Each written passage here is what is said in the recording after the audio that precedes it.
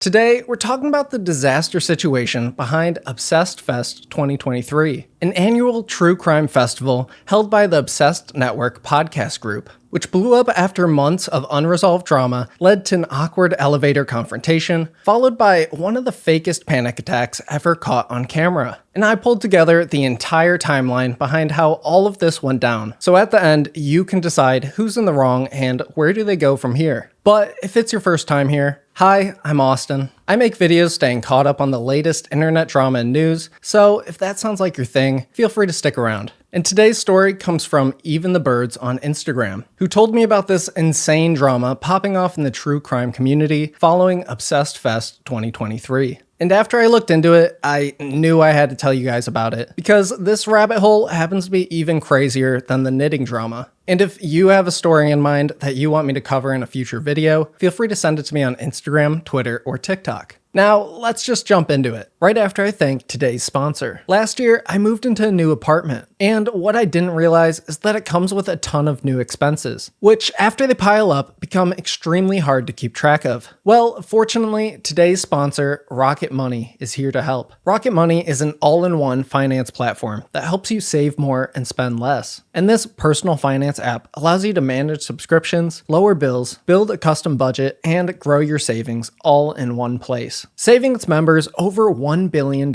and counting. I've personally used Rocket Money months before they ever approached me to sponsor a video, and it's been absolutely vital in helping me find and cancel unwanted subscriptions. They've even helped me monitor my credit score and lower my internet bill. Just by uploading a picture and tapping a button, they were able to negotiate down my bill. So to save more and spend less, join the over 5 million members using Rocket Money today. And go to rocketmoney.com/AustinGreen or click the link in the description to get started for free. You can also unlock even more features with premium. That's rocketmoney.com/AustinGreen to get started for free. The drama all starts with this July 11th post on the Obsessed Network subreddit, where a fan shares how disappointed they are that Patrick and Ellen, the former hosts of the Obsessed with Disappeared podcast, no longer follow each other on Instagram, which has led to speculation in the comments as to why this happened. But none of this is going to make any sense until we go through the context behind who the Obsessed Network even is. And they're a company that owns a collection of true crime podcasts, ranging from more comedic ones like True Crime Obsessed to more serious podcasts like Unjust and Unsolved. And this all came about after the massive growth of the main podcast, True Crime Obsessed, which began in 2017 and is hosted by Patrick Hines and Jillian Pensavalle, two very important names to the story,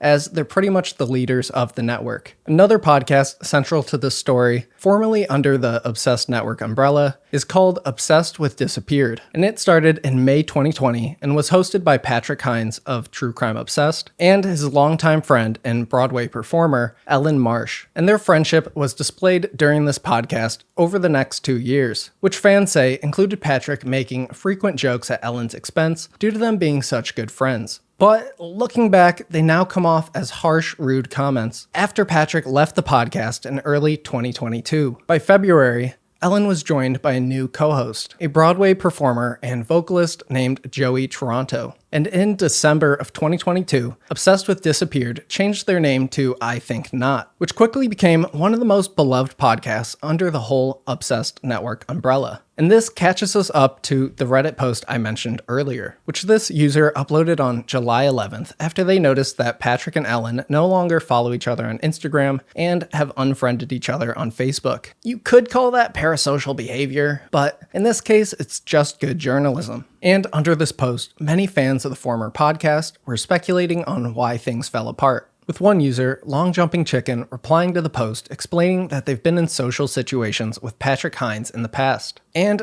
they've been waiting to drop this information for years. They start the comment by saying, Patrick Hines is an awful person. I know him very peripherally. I'm not trying to use this as some kind of flex, but I was at his party after his Broadway show. It was definitely a friend of a friend of a friend situation. They go on, adding, though Patrick and I have met 3, maybe 4 times, he never remembers my name. Though we are kind of in the same circle, he would walk right past me on the street, and I'm definitely not cool enough to be important to him. Ellen, on the other hand, no matter where I run into her, throws her arms around me, and is so sweet and genuine, and has never once forgotten my name. And Joey and Ellen were both at the TCO live show. I only know that from socials, but Ellen wasn't at Patrick's Broadway party. They explained that even if you didn't know what they knew about Patrick, paying any attention to his socials will tell you he's either very jealous of Joey and Ellen, or whatever issue Jillian Pensavalle, his main co-host, has had with Ellen over the years, has forced Patrick to pick a side.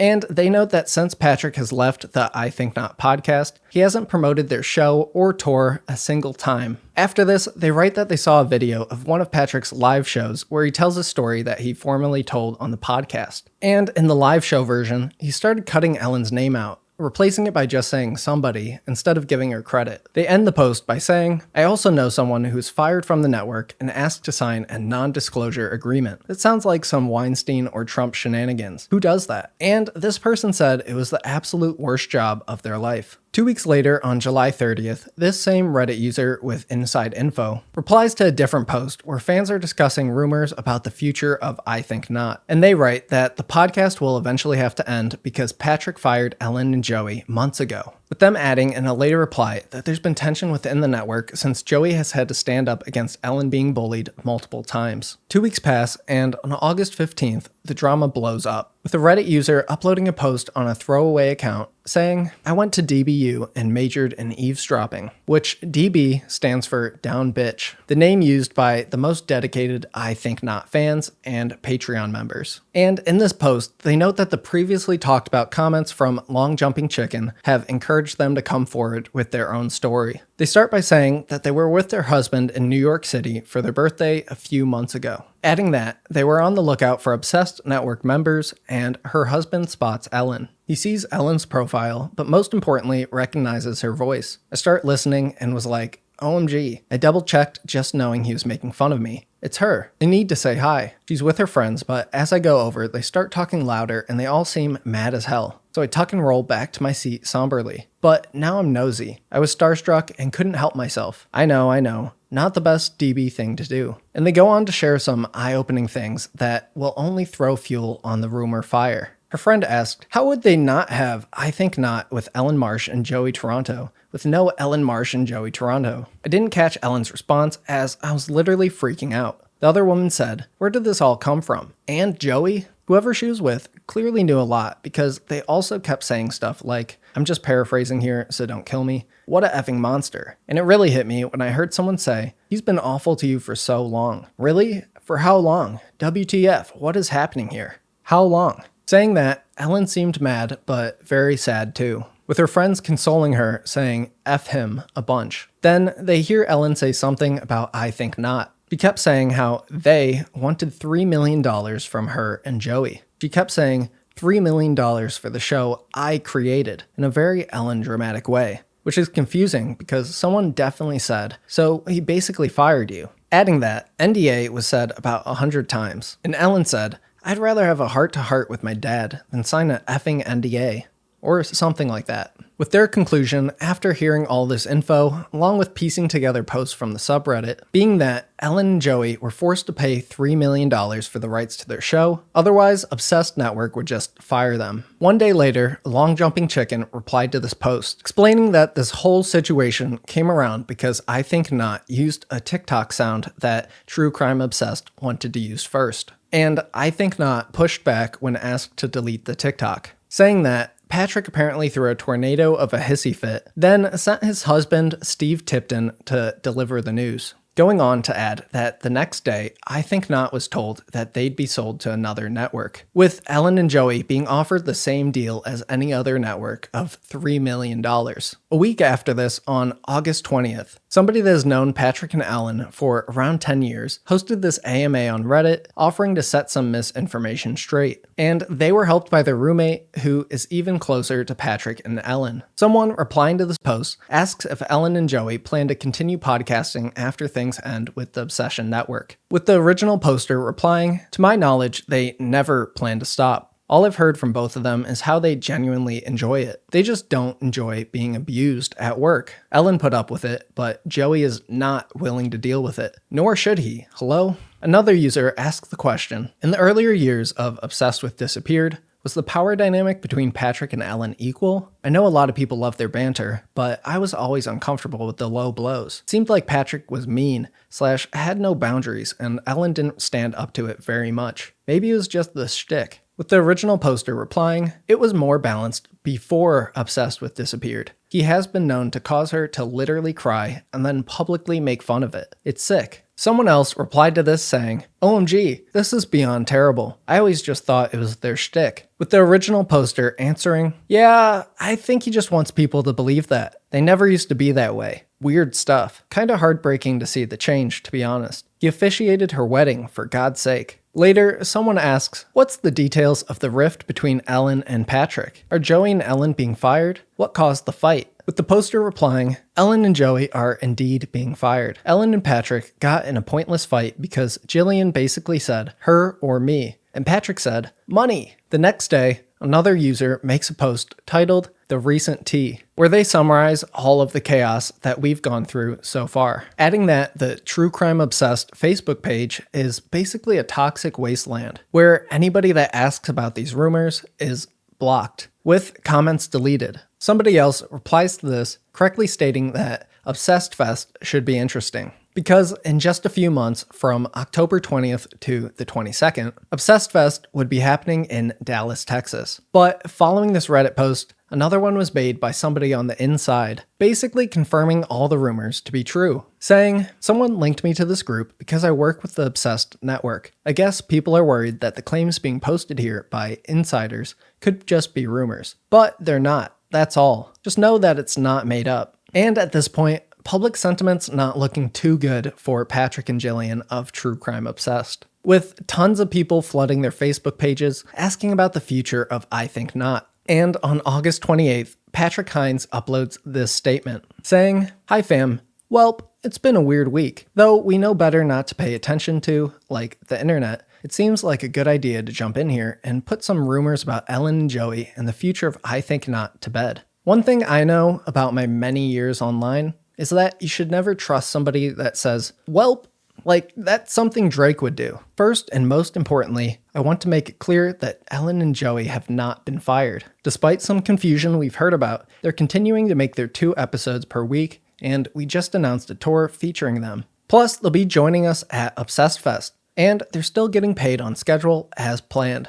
Now, as for the future of I Think Not, we've been collaborating with Ellen, Joey, and their team for several months now to figure out what happens when their current contracts are up at the end of the year. We haven't wanted to say too much about this online out of respect for Ellen and Joey and the privacy of these confidential business conversations. However, I can assure you that our shared objective is to reach an agreement about a way forward for all of us. With fans soon after saying this basically confirms all the rumors about the $3 million contract for the show, contradicting his statement that Ellen and Joey weren't fired, when clearly they were forced out of the network. But soon after, Patrick uploaded a second statement on September 6th. Hey fam, I wanted to share some important news regarding the I Think Not podcast. We are pleased to announce that the Obsessed Network and Ellen and Joey have reached an amicable agreement to transfer ownership of the podcast and its production from the network to Ellen and Joey. The agreement includes the transfer of the I Think Not RSS feed, all relevant social media accounts, and the I Think Not Patreon account. The change will take effect on September 15th,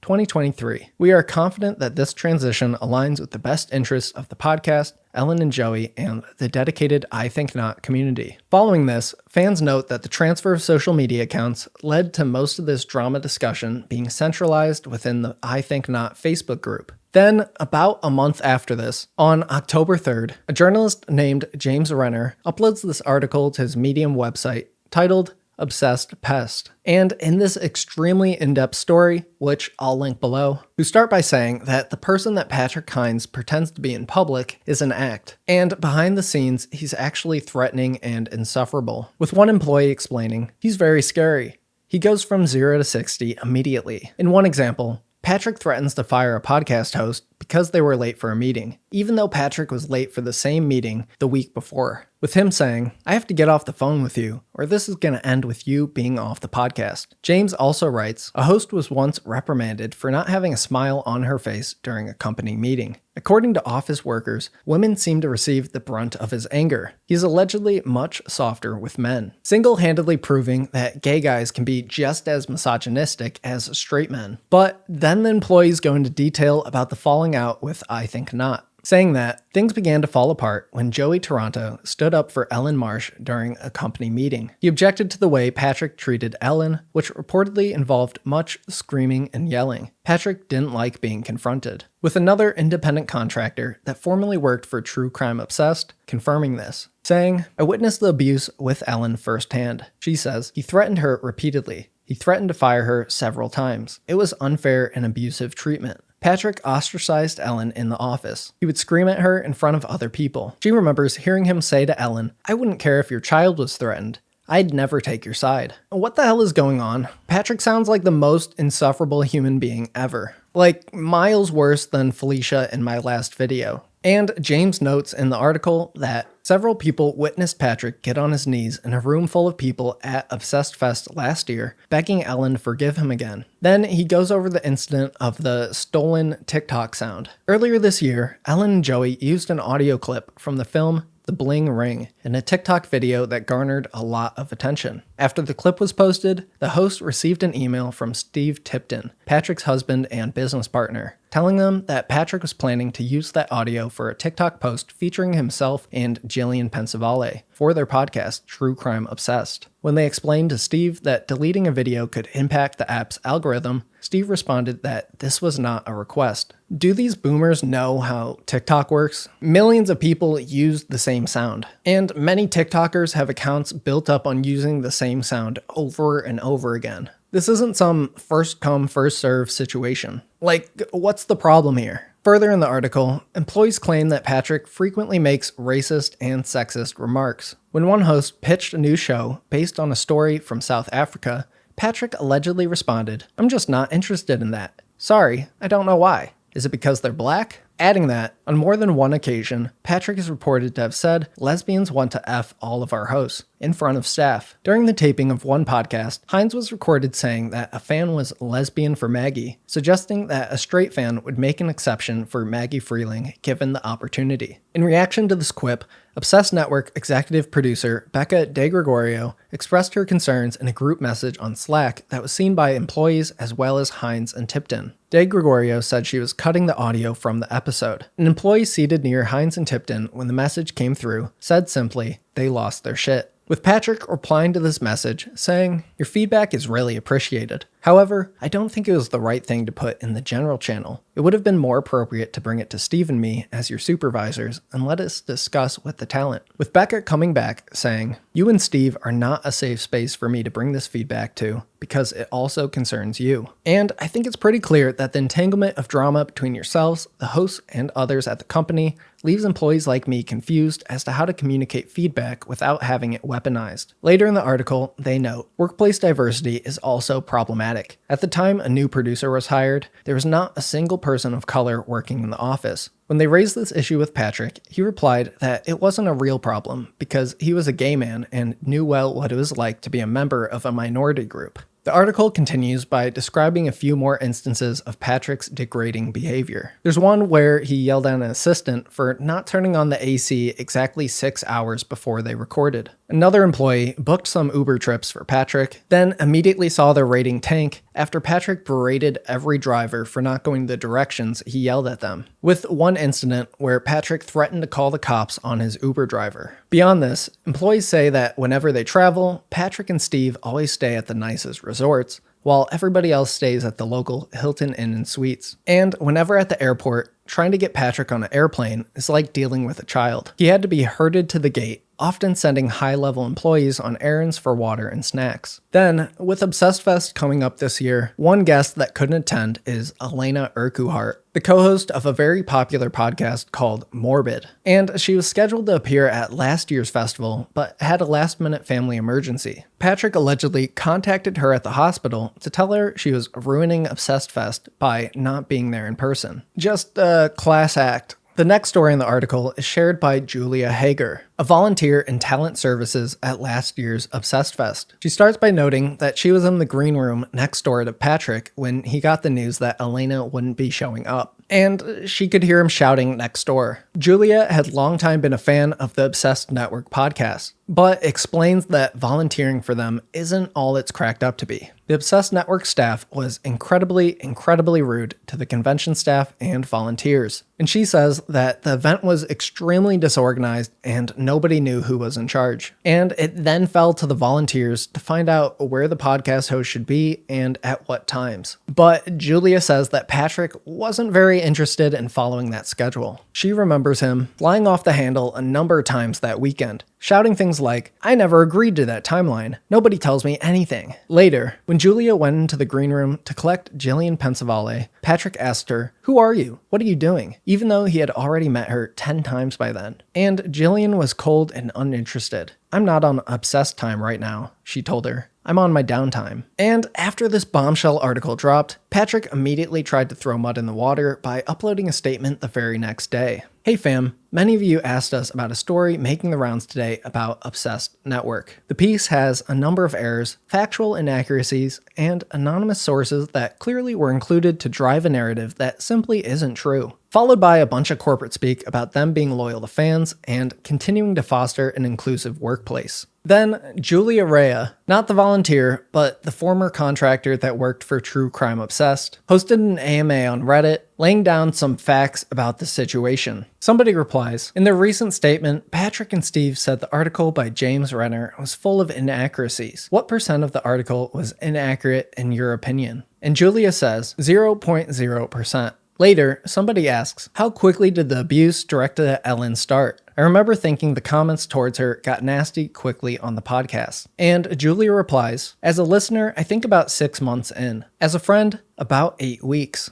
Okay, and we're at the point where we're caught up to Obsessed Fest 2023, which took place in Dallas, Texas from Friday, October 20th to Sunday, the 22nd. And I have to give credit to this massive Google Doc from Erica Bennett covering this whole situation. I found it linked on Reddit, and they have dozens of pages going into literally every detail that exists online in relation to this drama. So I'll link it below if you have 2 to 3 hours to go through everything. But now let's talk about the festival. The price tiers for tickets were as follows. $200 for the Fest Pass, which includes all daytime programming and no additional events. $225 for the Obsessed Pass, which includes everything from before, plus 1 ticket to the True Crime Obsessed live show and 1 ticket to the I Think Not live show. $300 for the Obsessed plus Drag Brunch, which includes everything from before, plus 1 ticket to Drag Brunch. $600 for the Premium, which includes everything from before, plus access to an exclusive meet and greet with featured guests, an exclusive panel with Obsessed Fest featured guests, and an exclusive swag pack. $1,200 for the Premium Leberty, a name based on a long-time inside joke that comes from people on the Bravo TV channel being called Bravo Leberties. Remember this information because it'll be important in a second. But for this tier, you get everything from before, plus VIP tickets to both live shows, guaranteed seating in all main stage sessions, an exclusive cocktail party with Obsessed Fest featured guests, an exclusive programming session, a dedicated customer service liaison, and priority spots for participating in things like Jeopardy and karaoke. And I have to note that Patrick's recently released memoir is included with all ticket tiers. I'm guessing he's having trouble selling those things. He has to literally give them away. And in regards to these price tiers, fans noted some glaring issues leading up to the festival. The Obsessed Fest management company, Mischief Management,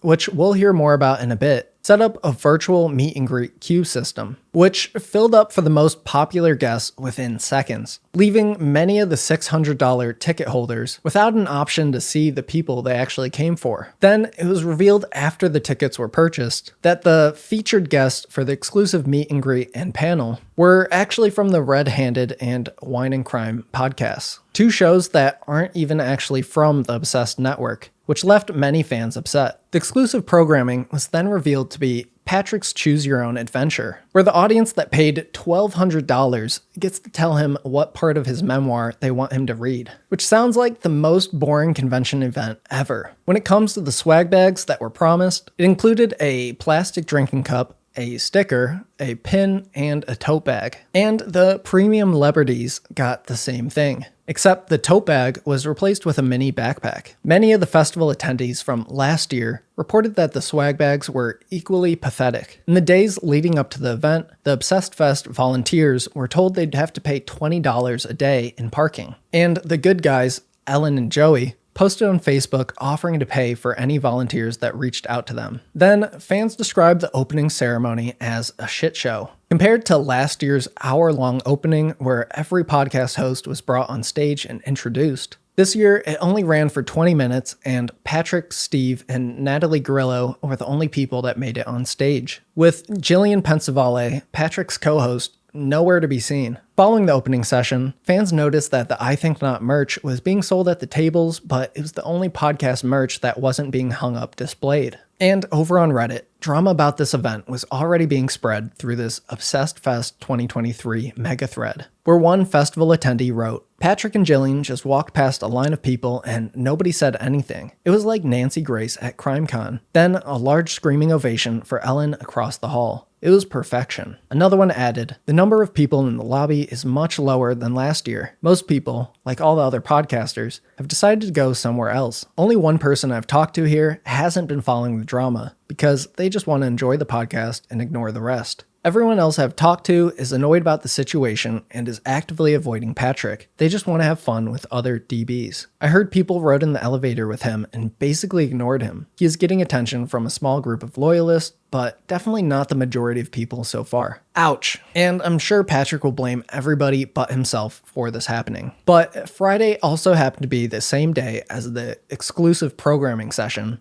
or Patrick's book reading. And out of the 75 tickets sold, only 8 people showed up, with at least 3 of those people only showing up to mean mug Patrick the entire time. Friday night was the exclusive cocktail party for the premium celebrity guests, which apparently meant you had to buy all of your own drinks. Also, this insane moment happened. 2 women at the VIP cocktail hour were wearing shirts that said "Accountable Celebrity" and "Duped Celebrity," and they were at this background stand taking a photo with Payne Lindsay. Payne then waves Patrick over, knowing that these women wanted a photo with him. Patrick takes one look at the woman with the Accountable Celebrity shirt on and says, "I'm not taking a photo with you in that shirt." With Patrick turning on his heel and walking away, physically pushing the woman out of the way to get past them. Also, according to another attendee, Patrick was then overheard calling that woman an effing bitch to Jillian. Now, if you think all of that was bad, just wait, because this is where shit really hits the fan. It starts at 11 a.m. on Saturday with Terra Newell, a woman that took down her abusive stepfather, Dirty John, in 2016, and now runs a podcast with her boyfriend and fellow trauma survivor, Collier Landry. And both Terra and Collier ended up in an elevator Saturday morning with Ellen. In a post from Ellen, which we'll go in more depth about in a second, she writes that she was verbally accosted in the elevator by 2 hosts who I do not know by sight, who I've never met, and who no longer have programming today. Adding that, Terra said to her, "You've caused no end of drama for us the past months." Ellen said, "What's your name?" And when she put 2 and 2 together, told Terra, "OMG, hi. Nice to meet you," which followed with Terra yelling that my life drama has affected her life. Then her boyfriend, who I've never seen or heard of, started saying that I made James Renner come after them. Ellen replied, "I'm sorry you've been affected by that, but I don't know who you are." After Terra continued to berate Ellen, she had to repeat this 10 to 15 times, followed by Terra's boyfriend Collier yelling, "The something something Memphis murders. Google it," with him saying that Ellen yelled at Jillian in the green room, which Ellen says she avoided her and no words or eye contact were even shared. This elevator interaction between Terra, Collier, and Ellen led to a large crowd of attendees hearing Terra come out of the elevator screaming "F you, bitch" at Ellen. Following this incident, Joey Taranto is seen in this video approaching Collier and Terra about what just happened. Go away, no, go away, go away, go away, please go away, please go away, please go away. I'm asking her if she came in and she got a hold of the rest of Jillian and say, I just said, why'd you leave that? I was literally, We were in the elevator with there was only 3 of us. no, this is from. And users on TikTok and Reddit noticed that Terra is caught here smiling at 21 seconds into the video, just seconds after having a meltdown. And as soon as Joey starts explaining that Ellen was just being nice and Terra freaked out on her, this happens. Can I introduce myself to you? I didn't. Yes, you introduced us earlier. Yes, but I'm talking about when she came there. This is.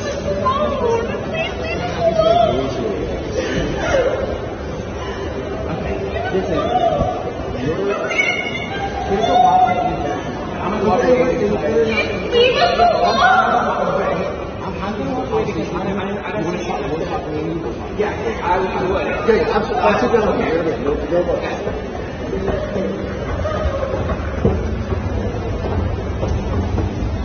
It's insane that an adult woman can go from berating a woman that doesn't even know who she is, to crying like she's the victim and causing a scene at the slightest pushback. They were obviously just confused about what the hell Terra was even doing. And then she faked a panic attack over some basic questions. A fan that was with the group recording the incident describes it like this. They watched Joey approach Collier, talk to him calmly.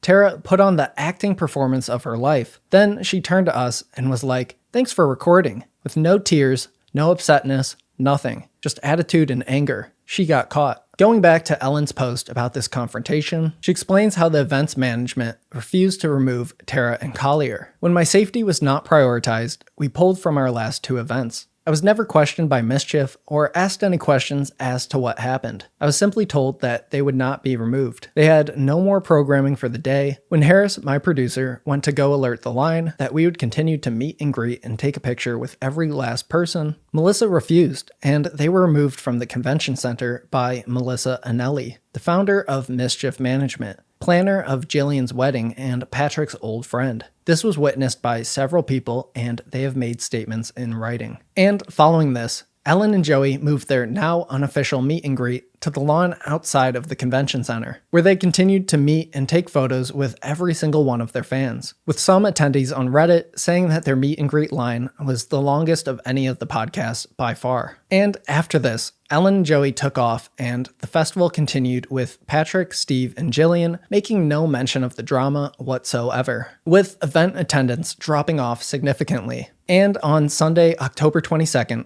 at the tail end of the festival, Ellen joined Reddit with this post, explaining her side of the situation and her feelings moving forward. Unfortunately, nothing new from what we've already covered, but she does go into some detail about how Terra made her feel. As a survivor and someone who lives with CPTSD and ADHD, I have learned how to manage myself in compromising situations. I have a life in the public eye. This is essential for me. I tried to go on with my events, and it physically caught up to me after the second, and was experiencing a slight physical reaction to the anxiety, behind closed doors with trusted friends, rather than in the public eye. Having 2 events left, and feeling very safe and uneasy, I asked them to be removed, for which Mischief said no. They did not ask me any follow-up questions as to what happened, and those podcasters were done with programming. My safety was not a priority. That was made clear by everyone. Following this whole situation, we start to see some missteps from Mischief Management, who, as a reminder, was revealed to be run by the same woman that planned Jillian Pensavale's wedding, Melissa Anelli. And Melissa, after kicking out Ellen and Joey for no reason,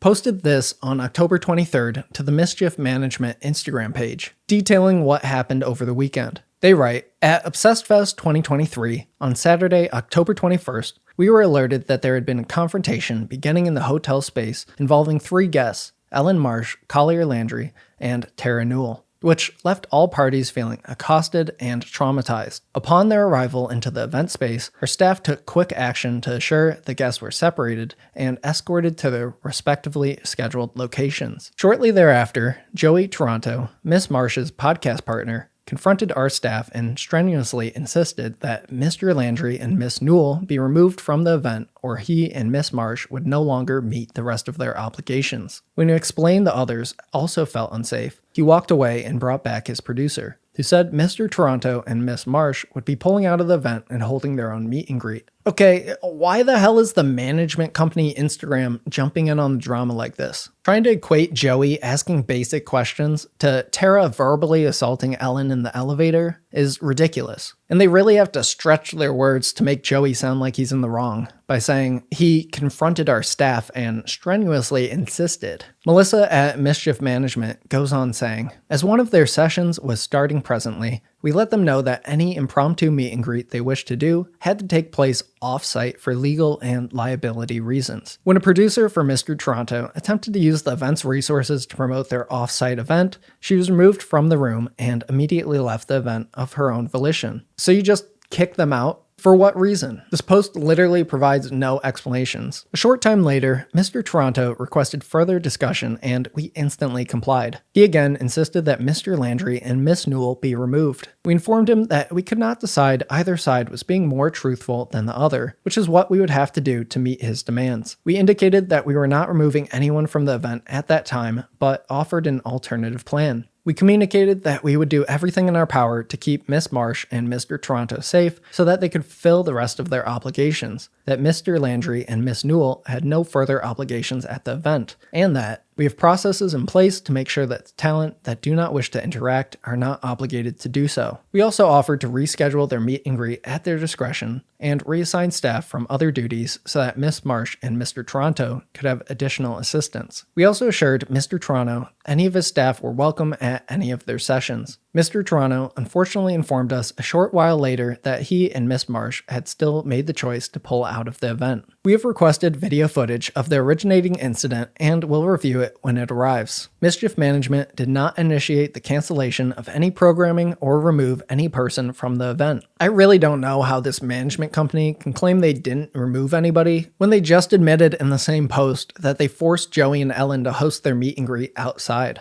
And you can tell just how in the right Melissa Nelly is when she posted this by the fact that all the comments are turned off. After this, I don't have time to go through everything Melissa was saying, but I'll give you the summary. Someone named Rhea AMA on Facebook saw the Mischief Management Instagram post and posted on their own Facebook saying, "Holy deception and gaslighting." Shortly after this, Melissa Nelly, the Mischief Management CEO, emailed Rhea directly claiming that everything in the post was true. Imagine being such a freak you email your company's haters. Rhea ended up firing back an even longer email refuting all of Melissa's claims, with this entire exchange being posted on Rhea's Facebook page. And the details of this whole interaction are in the massive Google Doc linked below. After this, Melissa somehow made her company look worse by posting this Instagram story to her personal account, doubling down on everything the company stated. Feel free to pause and read it, because 30 minutes later, she deleted this story,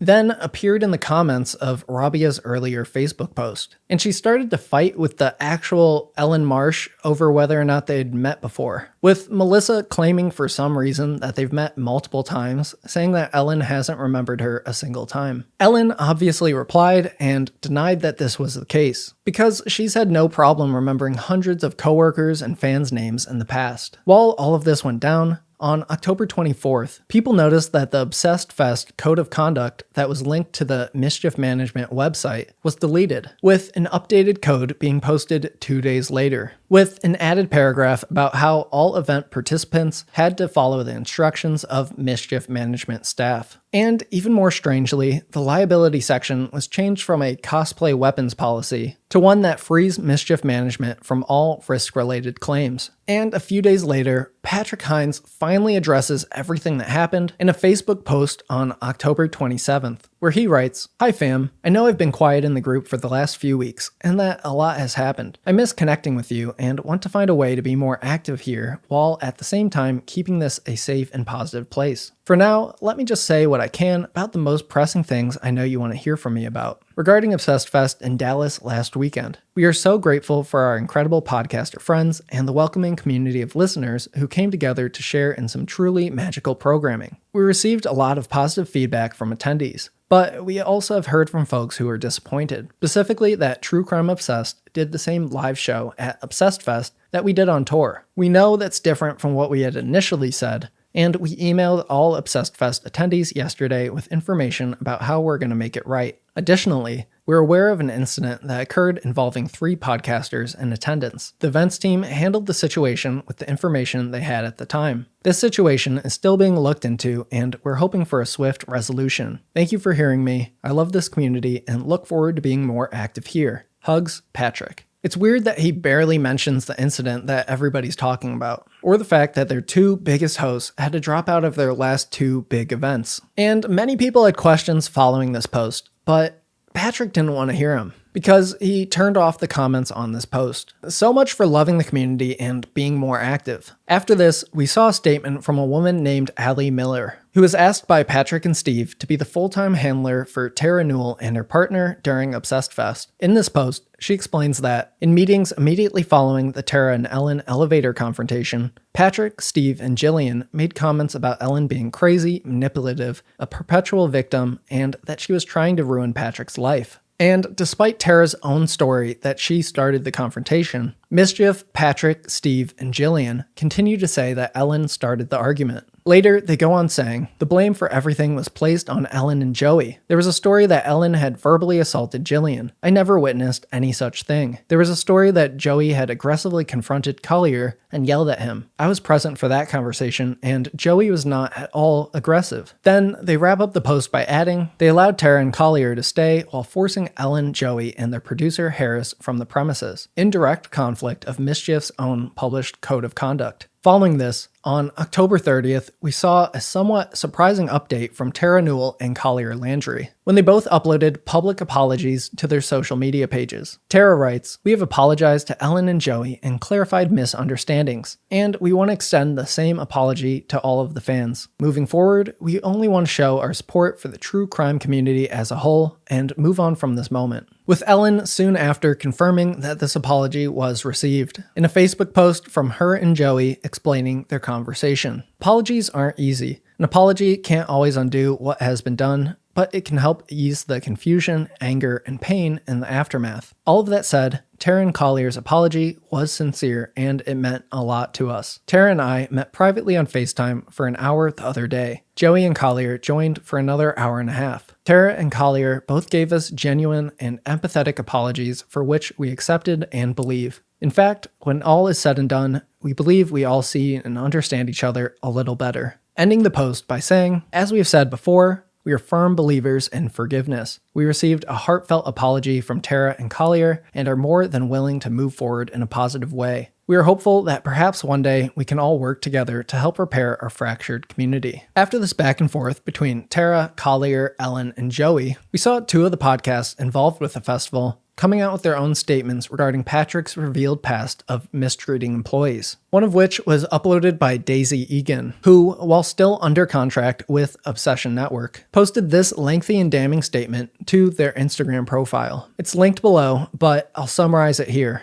And they start by saying, in light of recent events and stories that have come out online, I cannot, in good conscience, remain silent. Going on to explain that in the summer of 2020, Patrick asked them to start the strange and unexplained podcast on their relatively new podcast network. Them being friends for so long led to Daisy trusting Patrick when he said he gave her everything that he sold her podcast to Audioboom for. However, now Daisy has reason to believe that Patrick lied about this transaction, adding that Patrick gave her a strange contract that required she worked without pay from April 2020 to 2021, and she never said anything about this to anybody at the network because she assumed it was standard practice. Later in the post, Daisy reveals that she was the employee from the James Renner article, who shared how they were almost fired for being late to a meeting that Patrick was late to the week prior. Over the course of time, Daisy says how Patrick went from calling her scripts brilliant to now just saying how bad they all are. After this, Daisy got her manager involved, and they had a phone conversation with Patrick that went off the rails within a few minutes, with him accusing Daisy of not working hard enough, while simultaneously saying that she did too much research for an episode. Daisy ends the post by saying that she believes that Patrick denied her opportunities to expand the reach of her podcast, either through merchandise or live shows or a Patreon feed. none of which she got until late 2022 and early and mid 2023, respectively. Adding that, Patrick reached out via Slack after the James Renner article came out, for which I spoke on Background, to offer a long overdue apology. I declined the offer because, frankly, at this point, I wouldn't believe an apology or trust his intentions. Finally, this entire story wraps up with Joey Taranto uploading this Facebook post explaining what he and Ellen would like to see from the fans moving forward, starting by saying, "We are struggling a bit. We've always been transparent with you and will continue to do so as long as you all provide that safe space for us, which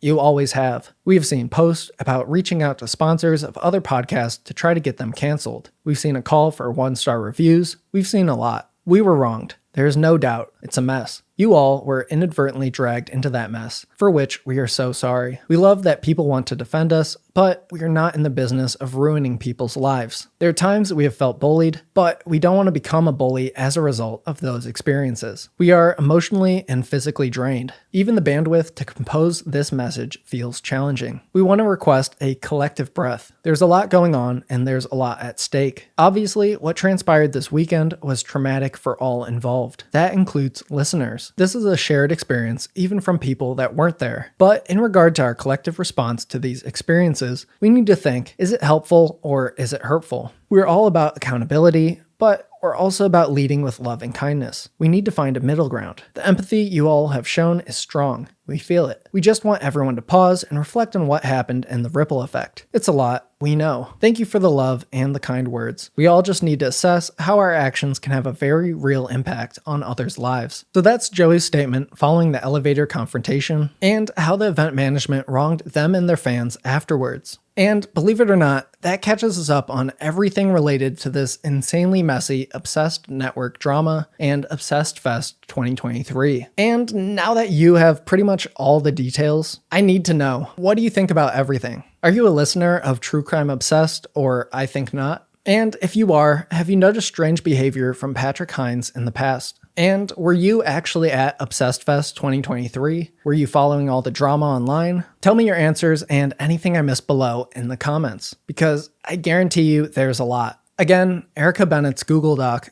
linked below, is basically a 70-page dump of everything related to this situation. So if you want more info, I highly recommend skimming through there. If you want more videos like this one, staying caught up on the latest internet drama and news, feel free to stick around. And check out any of my recent videos. Thank you so much for making it to the end of this video, and I'll see you in the next one.